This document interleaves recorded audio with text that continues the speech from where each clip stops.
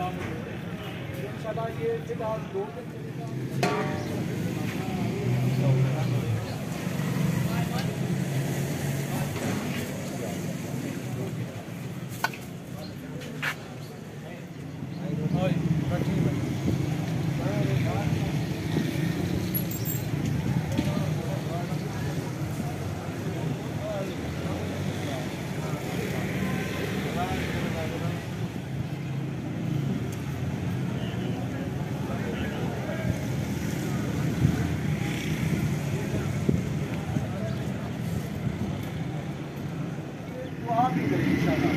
तो ये हम डेली की बुनियाद पे इंशाल्लाह कुछ हफ्ते के बाद ये शुरू कर देंगे।